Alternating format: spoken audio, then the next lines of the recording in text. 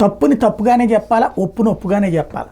మనం వైసీపీ చేసిన తప్పుల్ని తప్పని అంటాం, అదే సమయంలో తెలుగుదేశం చేసిన తప్పుల్ని తప్పు అంటాం. అలాగే మంచి చేసినప్పుడు తెలుగుదేశందైనా రైటే అంటాం, వైసీపీదైనా రైటే అంటాం. ఏదో ఒక పక్షపాత ధోరణితో ఉండాలని కోరుకోవట్లేదు. సరే, అది నచ్చలు ఏదో అది అంగీకరించలేని మనస్తత్వాన్ని వదిలేద్దాం. తాజాగా ఒక వార్త చూద్దాం. ఏపీ కేడర్ ఐఏఎస్ అధికారి ప్రీతి సూదాన్ ఇప్పుడు యూపీఎస్సీ చైర్పర్సన్గా ఎన్నికయ్యారు. మొన్న చైర్పర్సన్ రాజీనామా చేసిన నేపథ్యంలో ఆమె నియమితులయ్యారు. ఆవిడ ఏపీ కేడర్.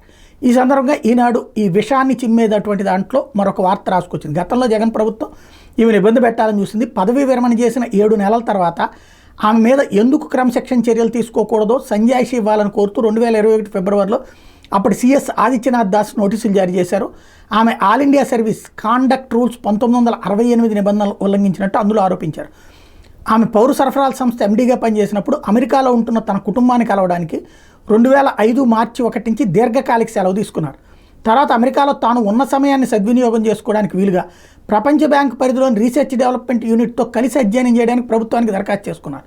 ఆ నేపథ్యంలో 2006 మే 31 వరకు ఆ సెలవును పొడిగించుకున్నారు. అయితే ఈ సెలవును ఆద్యత సెలవు అంటే హాఫ్ పే లీవ్ కింద మార్చుకోవడానికి తప్పుపడుతూ జగన్ ప్రభుత్వం సంజాయిషి కోరింది.